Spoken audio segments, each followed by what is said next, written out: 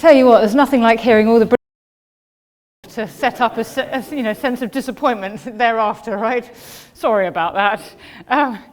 So tonight, unsurprisingly, I'm going to be talking to you about the Tudors, and I'm going to be talking to you about why I think that they are so fundamental to developing our national psyche, our sort of collective sense of national identity. And you might think, why is this? Is it perhaps because it's something that we all learned at that very vulnerable age at school, where you're thinking about wanting to become a princess or perhaps a knight? This is something, a picture that was just sent to me on Twitter the other day by someone being inculcated into the faith early on. Perhaps the same happened for you. Or is it because, frankly, you can't make it up? You've got a tabloid story of the much-married Henry VIII who killed 2 of his wives, through to the unmarried virgin queen. I mean, actually, fiction doesn't get this good, does it? They have to keep borrowing it from the Tudors, as we keep noticing.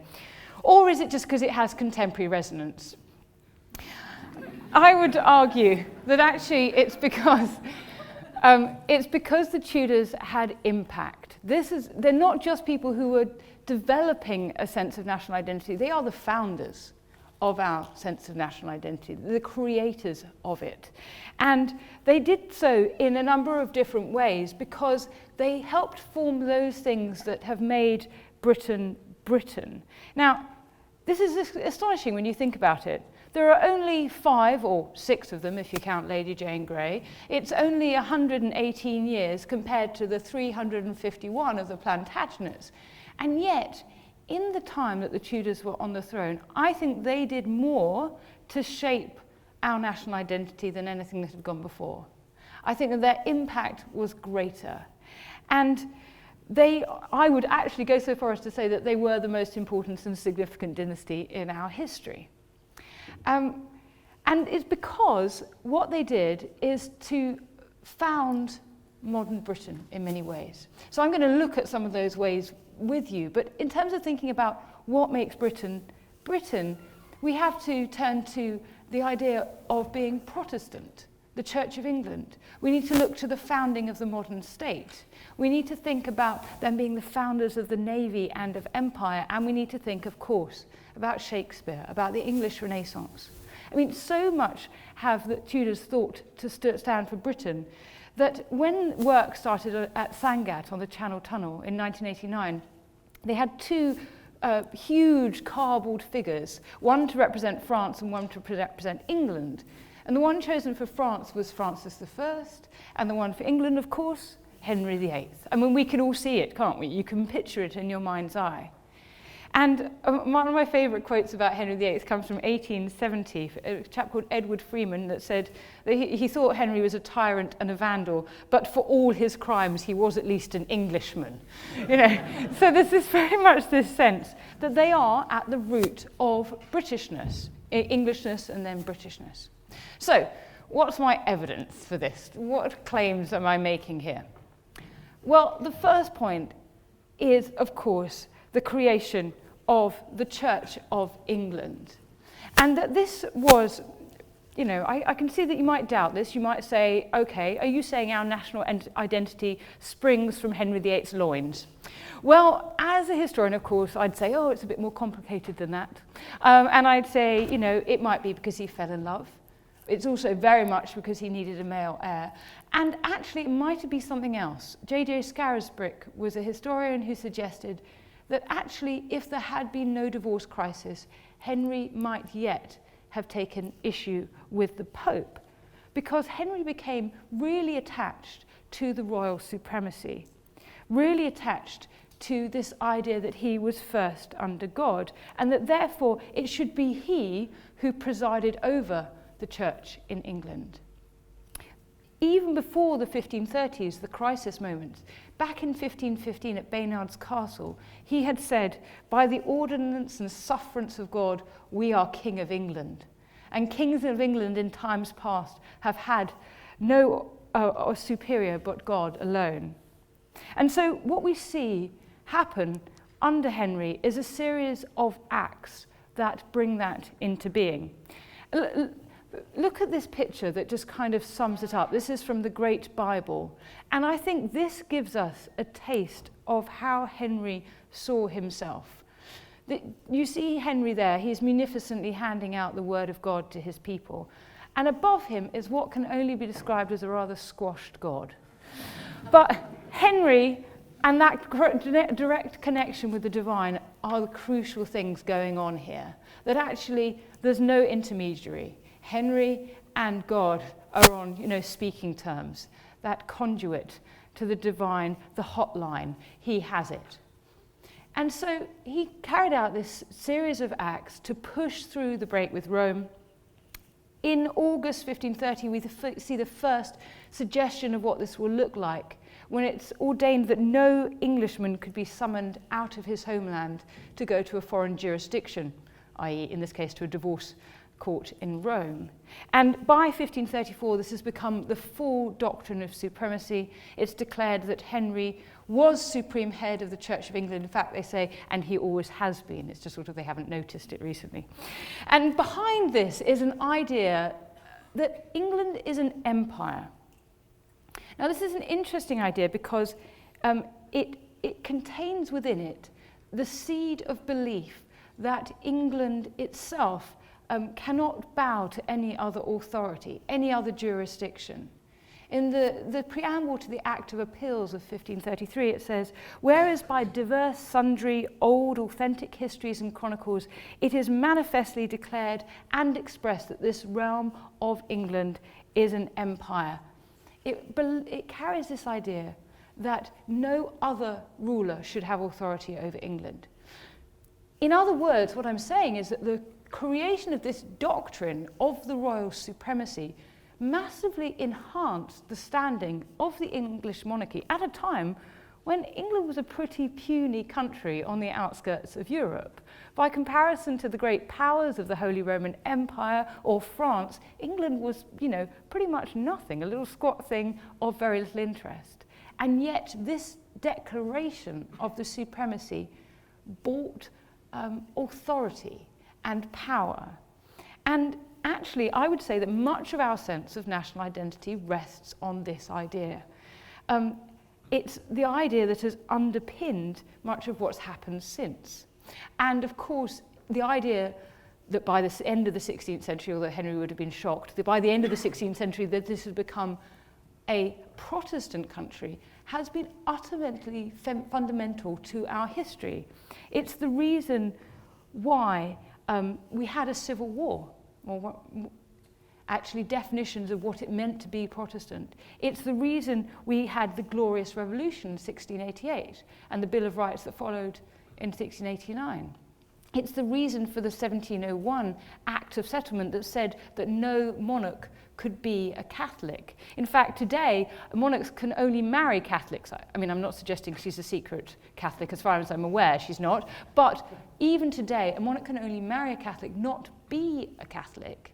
They can be any other religion, incidentally, but under law they can't be a Catholic because, of course, the Queen is the supreme governor of the Church of England, a title adopted by Elizabeth I and carried on to this day. And in fact, there's a lot of support for this. A recent survey said that 79% of people approve of the Queen being supreme governor in this survey. That actually, there's someone over here who disagrees violently, but 79% of people, madam, would disagree with you. Isn't that interesting? I mean, it seems quite extraordinary. And of course, it comes very much from the Tudor period. This is a direct inheritance from that period. And I'd say that actually, there's something else about our identity that comes from that as well. Because our identity wasn't just defined by what we would not be, i.e. Catholic, but by some other more nebulous qualities. So these are what the writer Max Weber called the Protestant work ethic. These ideas of individualism and industriousness and diligence and duty and capitalism, ideals that we like to think of as defining tenets of Britishness. Of course, these all spring, we're told, from this idea of Protestantism, and of course were ones that we exported elsewhere as well.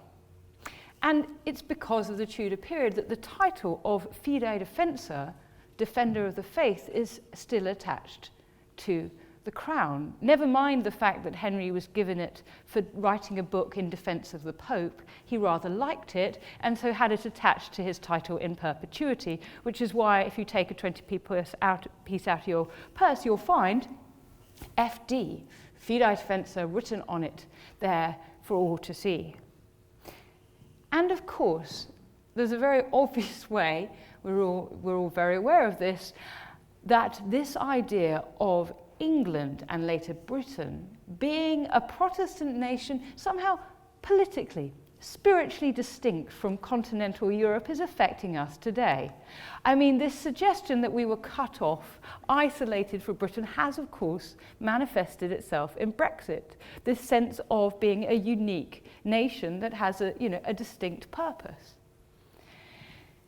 One thing that makes it distinct as well is the fact that the Continental Reformation was achieved with vast amounts of bloodshed.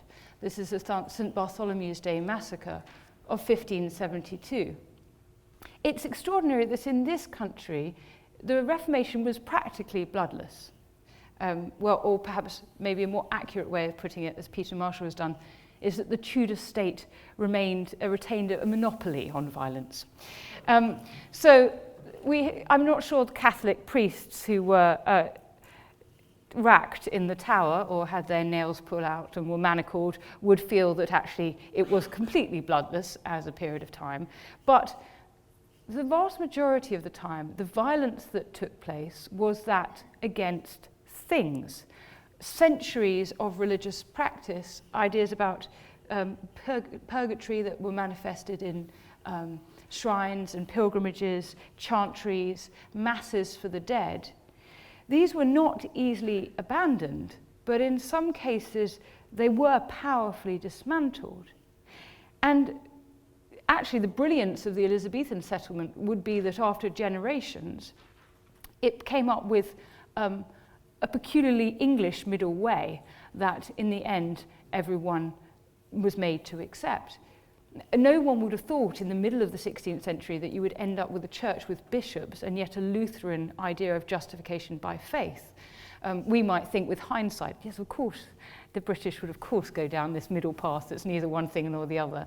But I would actually argue the other way around, that some of our ideas about the middle way, about the compromise settlement, about us being a people who are reasonable or practical in the end, come from the sort of settlement that was made in religion under Elizabeth. And of course, Henry VIII was the first king to authorize a translation of the Bible in English, so that all people could have access to a religious text in the vernacular. The idea being, of course, with the Reformation, that all ordinary people could engage with the spiritual without having a vicarious relationship, that there's a sense of interiority here about faith, that you didn't need a clerical class to intervene, something that was empowering. And of course, Cranmer's Book of Common Prayer, being a historian, this is absolutely jammed full of beautiful manuscripts, I'm afraid, this PowerPoint, but Cranmer's Book of Common Prayer is the one that we essentially still use in wedding services, baptisms, funerals today. But there's one other way in which this creation of the Church of England, the Reformation here, impacted our sense of national identity. And that comes from the dissolution of the monasteries. So the dissolution of the monasteries changed the religious, hierarchical, architectural, topographical face of Britain. It was a destruction of incalculable cultural vandalism. I mean, it's hard to imagine. If you think about the amount of Gothic buildings that were destroyed at this time, the medieval plate that was melted down, irreplaceable medieval libraries that were ransacked, and jewelry that was dissipated. If you try and think about the scale of the loss, just wander around the country, right? We can see the scars of it on our landscape still today. I mean, at the time, it was a bit like all the schools and hospitals and welfare centres being shut down, not quite overnight, only over 4 years. But 800 religious houses were dissolved, the monks and nuns within them put out into the streets in 4 short years. It was the greatest redistribution of wealth since the Norman conquest. And it was also something that created a land market. It's because of the dissolution of the monasteries that lands that had previously been in the hands of the crown and the church were sold off to the aristocracy, to the rising gentry, and it started to define where they lived. The home counties are basically a creation that follows the dissolution of the monasteries. You don't get Downton Abbey if you don't have the dissolution. I mean, the clue's in the title, right? So actually, in practice, this has become fundamental also to our sense of who we are. And at the time, the dissolution of the monasteries founded things like the building of Hampton Court Palace and Nonsuch Palace, coastal fortifications that were vital to the defence of England later in the century, 1596. Raleigh down in Pendennis, stopping a Spanish invasion, later used as coastal batteries during the Second World War. So the fact that Britain has traditionally and still very much legally is a Protestant country comes, of course, only from Henry's break with Rome and then Elizabeth's determination to press for a settlement that everyone would accept. And it's something of our national identity that we have exported. But the second point, the second reason why I think that they are founders of our sense of national identity is because under the Tudors, we saw the creation of the modern state. With the accession of Henry VII and Elizabeth of York, we see the end to the Wars of the Roses. It's a little simplistic, but basically, pretty soon afterwards, the end of the Wars of the Roses, which had been this quarrel between 2 groups of Plantagenets, as you all know, the houses of Lancaster and York, over who should rule. And so after nearly 30 years of on-off warfare, we have a period of peace and security. And a period of peace and security means that you can move beyond thinking about security matters and invest in the machinery of government. And so as a result, into the early 16th century, we see the relationship between the crown and people changing. We see this even at a sort of basic administrative level. This is a parish register. This tells us, as you can see, people who were christened.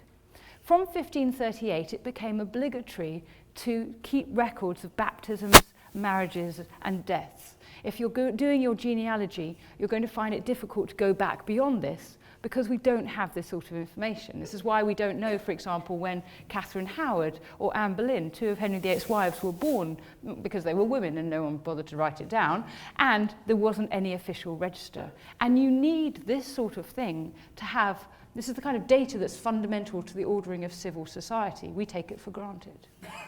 And then, of course, you've got the creation of the civil service. Under the Tudors, we see the creation of the post of principal secretary from Wolsey, Cromwell, all the way to Cecil, Lord Burleigh. And they make it into a kind of chief executive minister position, controlling domestic and foreign affairs. And over time, it becomes apparent that they could only discharge their duties if they were supported by a staff of clerks. And these are pretty much the future departments of the Secretary of State. By the 1590s, they've established a huge degree of bureaucracy and administration and professionalism. And also, we see the beginnings of the Secret Service under Sir Francis Walsingham. Now, at this time, he runs a series of agents known as intelligencers. And it's not the bureaucratic system that we see at the beginning of this 20th century. It's based on patronage. It's a web of relationships that goes from members of the gentry. We have Christopher Marlowe, the playwright, or through down to the petty underworld of the Elizabethans. It also includes, however, Dr. John Dee, who signed off his letters to Elizabeth I with 2 zeros and a backwards long division sign, which I think makes him the original 007. So if we're looking for origins of identity, we could do worse than think about James Bond. But more seriously, this is a period in which we see the beginning of the use of Parliament in a way that will be fundamental to creating a sense of what our identity should be. Because prior to this point, Parliaments had of course been called, but they had been occasional king's courts, and they would be called, generally speaking, in order to get money. In this period of time, we see a change, and we see a change because of the Reformation Parliament that runs from 1529 to 1536. And because of its long sessions, because of the far-reaching measures it achieves, we see a change from Parliament being an occasional king's court to becoming an essential part of the Constitution. By the from the changes of the 1530s and thereon, we see Parliament being absolutely and irrevocably part of the system of government. And the principle of legislation, the operation of statute become recognised. The whole idea of the three parts of Parliament, House of Commons, House of Lords, the monarch in Parliament, become necessary to its authority. So when Wales and Chester and Calais are incorporated into the unitary kingdom of England, they are all asked to send elected members of Parliament. In 1565, Sir Thomas Smith could declare Parliament the most high and absolute power in the realm that bindeth all manner of persons. So we see this evolution, as I say, from a king's court into a representative assembly whose decisions could bind everyone. And this is a change of major significance in our democracy in terms of making Parliament into a supreme and sovereign legislator. Of course, it would develop over the years to come. I'm not saying they did at all in the Tudor period, but in terms of thinking about identity, this is a founding idea. It's only 2 years after the Tudors that we get Guy Fawkes and his friends, Robert Catesby and co., and their attempt on Parliament. Why? Because it's so important by that point to the idea of what it means to be, at that point, English becoming British. We also see, under the Tudors, an idea of shaping the country. Because when the Tudors take the throne, what we have really, the British Isles has been, as it was left by Henry VI and Richard III, Edward IV, had been pretty much that held by the Anglo-Saxons with bits of Wales attached, which had been held down over the preceding centuries by violence. What the Tudors managed to do was to formally annex in 1536 and 1543 Wales, to establish the 12 counties of Wales, and the border with Wales hasn't shifted since.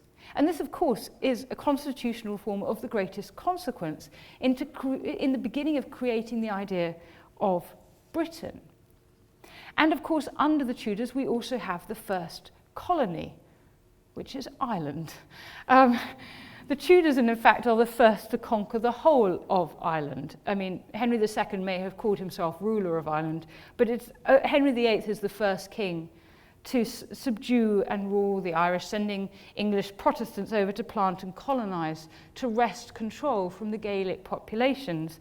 And then, of course, this is extended, once he's been declared King of Ireland in the 1530s, extended by Mary and then by Elizabeth over the west of Dublin, sending English settlers to plant plantations. And as a result, we see several major riots. Elizabeth sends her favourites to crush them. Raleigh is not well remembered in Ireland because of the Smerwick massacre over which he presided. But they brought all Ireland under English control by the end of the 9 Years' War.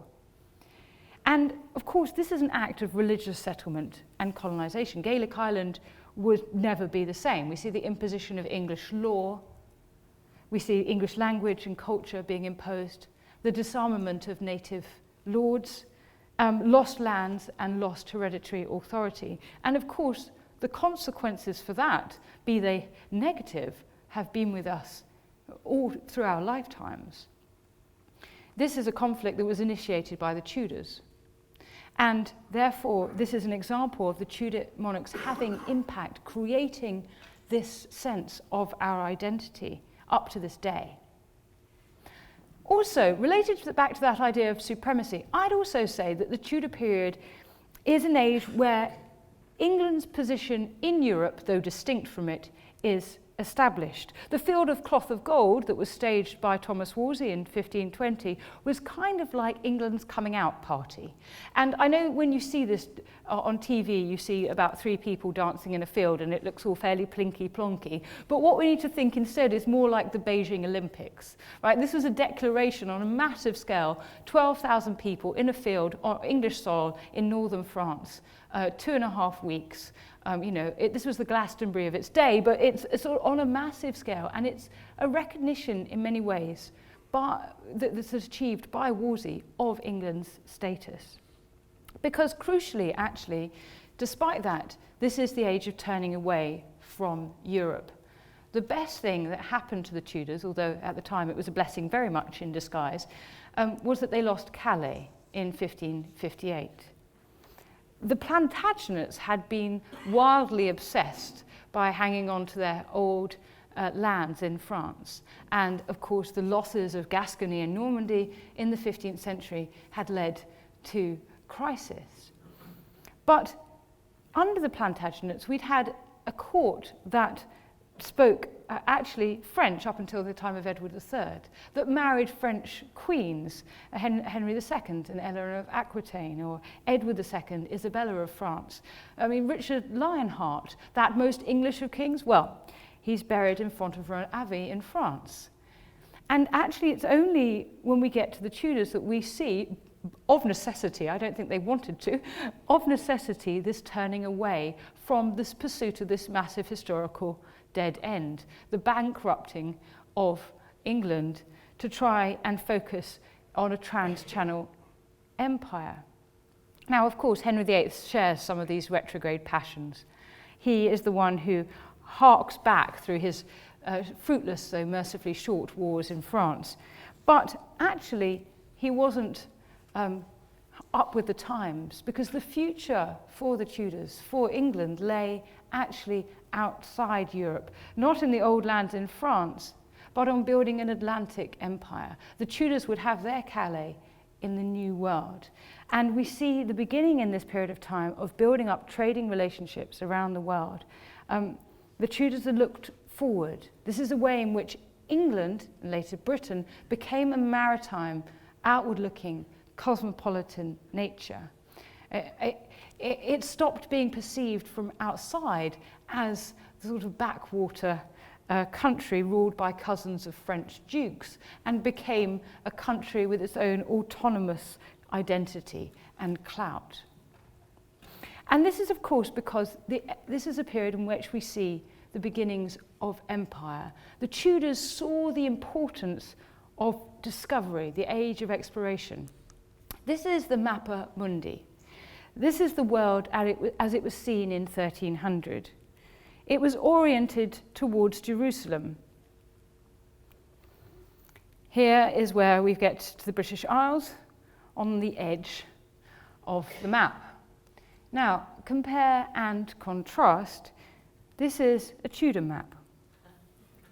It puts Britain, as it now is, at the centre. This is a Tudor creation and invention.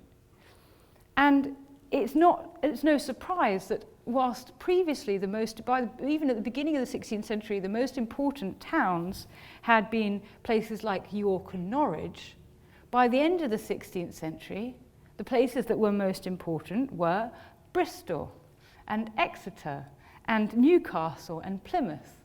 Why? Because, of course, this is England tearing its gaze away from the continent to focus on the wider world. Empire is something that was pursued by the Tudors, financed by the Tudors. It was a Tudor enterprise.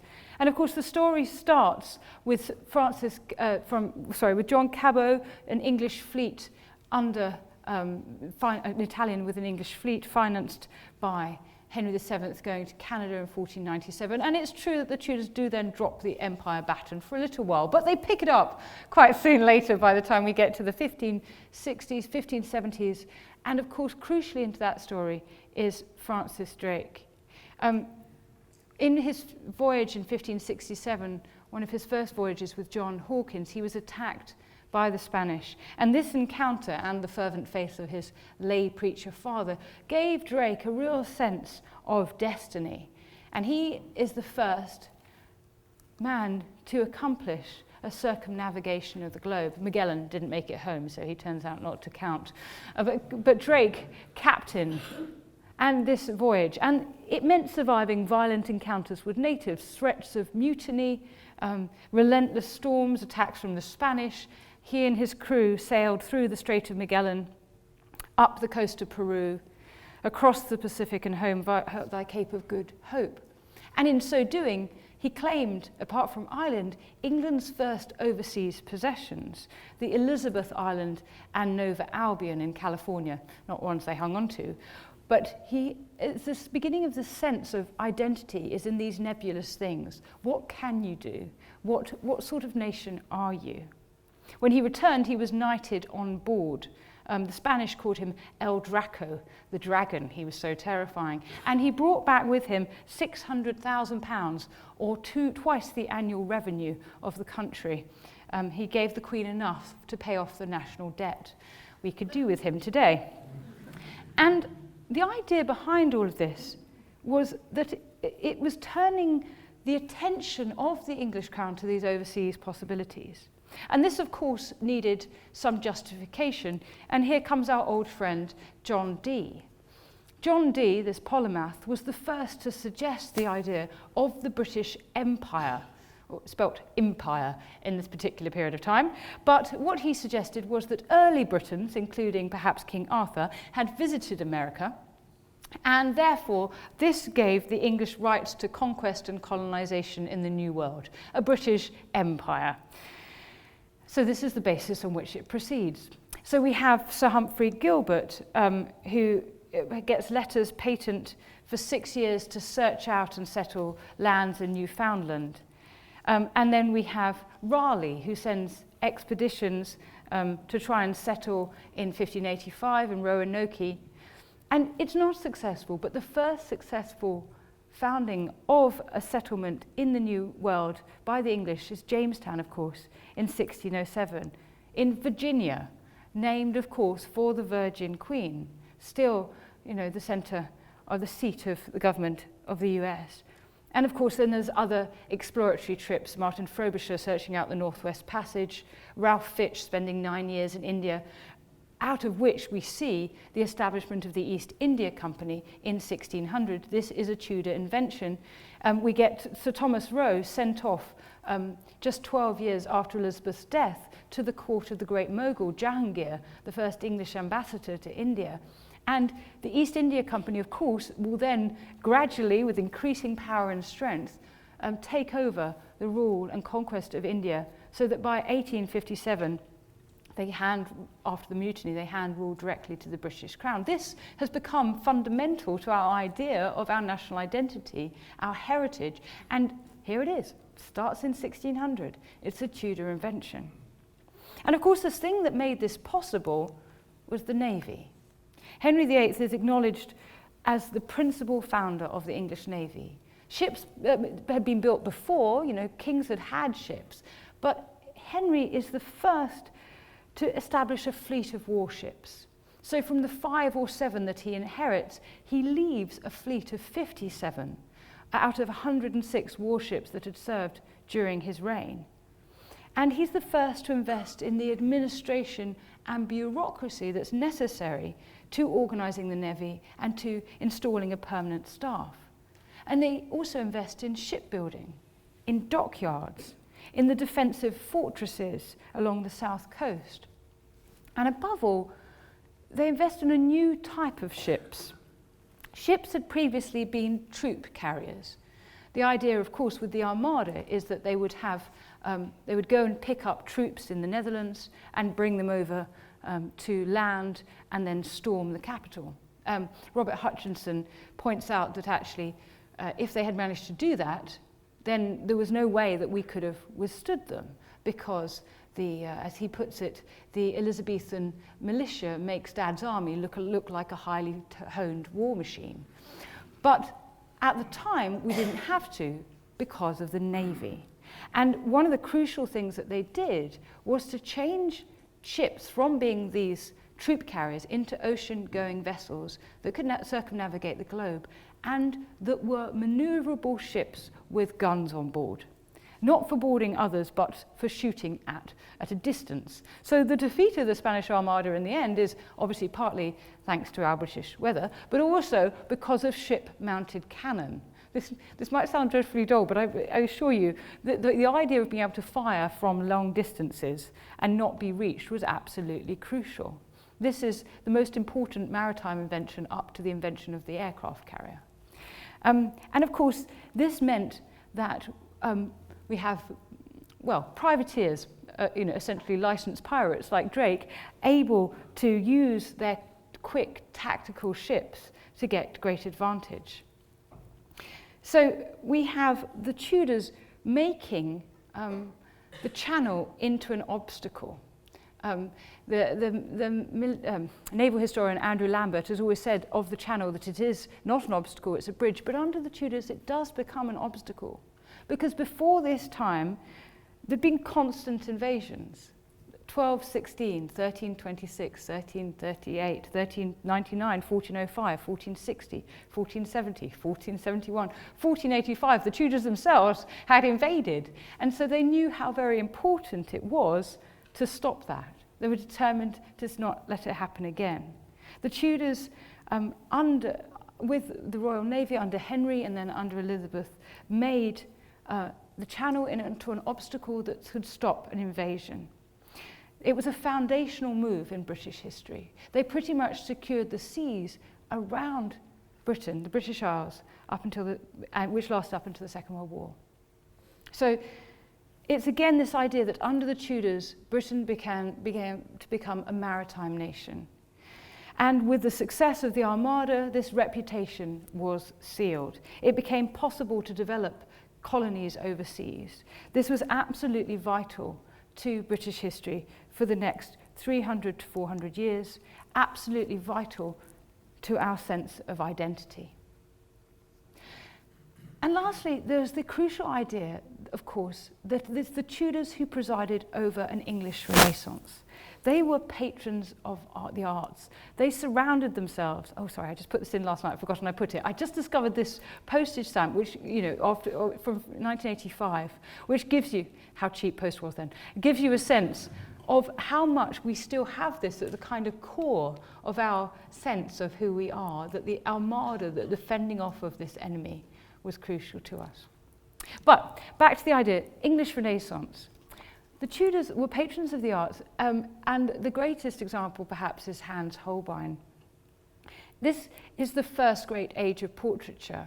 We may think we know what people looked like in the Middle Ages, because of course we have portraits like this. But these are portrait types. Almost all of these are painted in the 16th century. And the first portrait in the National Portrait Gallery dates from 1505.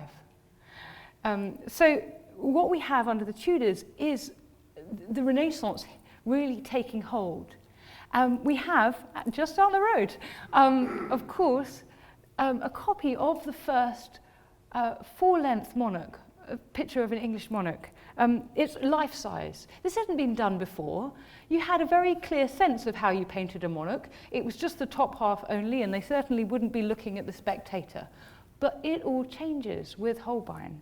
And David Starkey, I think he ought to get an honourable mention after the earlier one, David Starkey says with Henry VIII, this is Henry. This picture is the reason he fascinates us. It's the beginning of his biography and the key to his mind. It's certainly how Henry wanted to be remembered. And Holbein does this masterful act because he creates a sense of Henry's body. You see that his body is basically two triangles. You've got the broad shoulders and a sort of the taper kind of to the way. By the way, there's a sort of anatomically impossibly wide. If you imagine what's underneath those layers of gown, they can't really actually go out that far. Anyway, and then you've got the splayed feet. Art historians tell me this is a military stance. He looks like he's just got off a horse. And so you've got a triangle at the bottom here as well. So you've got these two triangles that meet to focus the gaze on Henry's bulging codpiece, which in the original is differently coloured, which there's a bow above, and which his hand's framed, in case you haven't noticed it yet. This picture is all about virility and fertility, and this is Holbein's genius.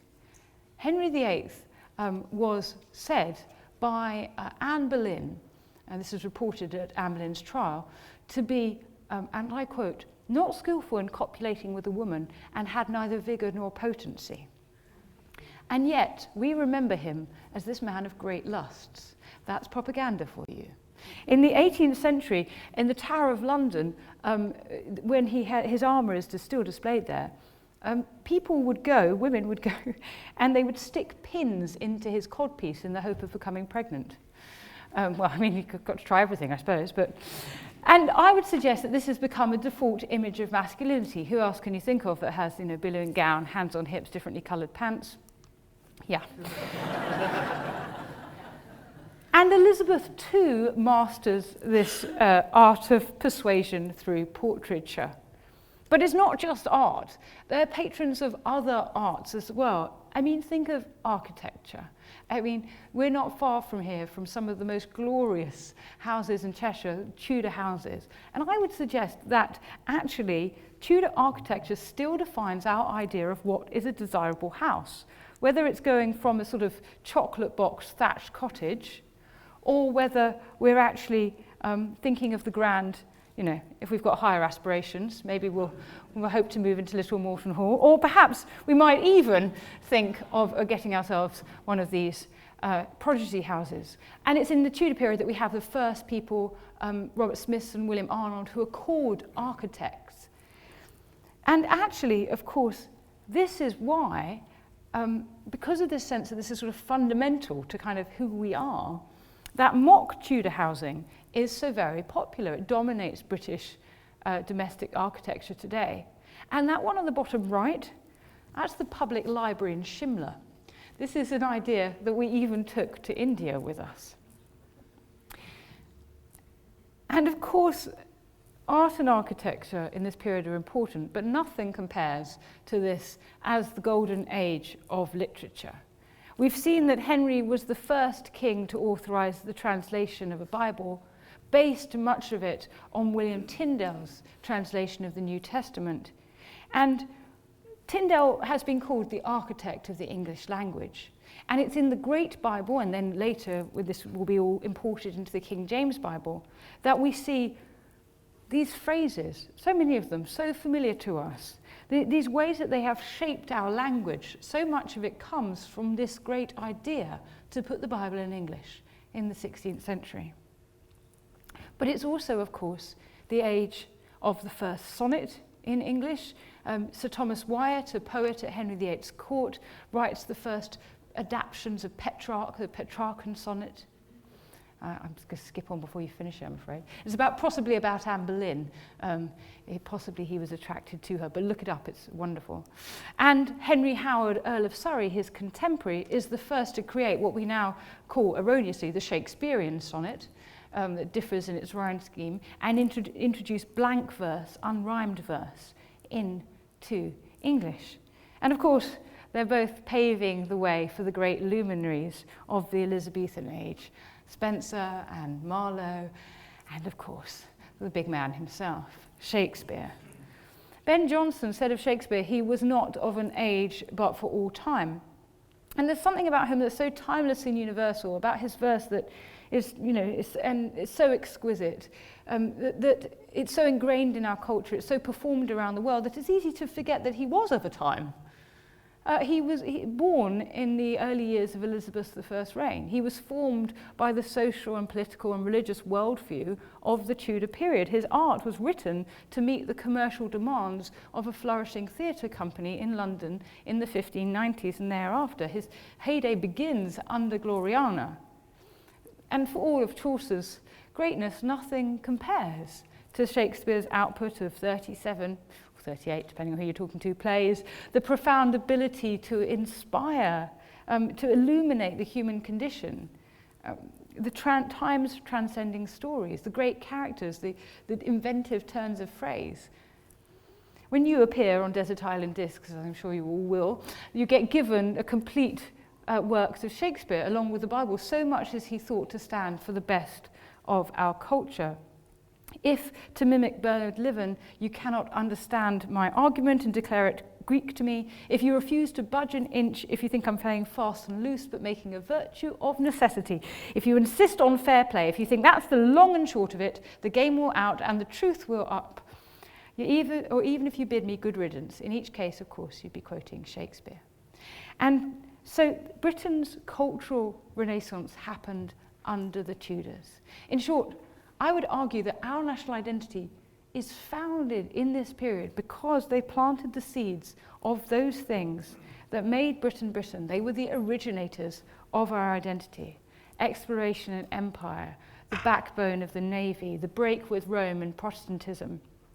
This idea of reorientating away from Europe and looking to a transatlantic world and empire. And of course, this cultural renaissance. And finally, I think one way that we can judge our idea of our national identity is to look at the stories we tell about ourselves. Whether you can think of, definitely an extra one there, whether you can think of, award-winning films like Elizabeth I, non-award-winning films like The Other Blind Girl, the Tudors, Wolf Hall, again another case of compare and contrast. The stories that we tell about the Tudors. And that's because somehow in everything they created, in this beginning of the modern age, they laid the seeds of what made Britain Britain. They laid the seeds of our national identity and our collective psyche. Thank you.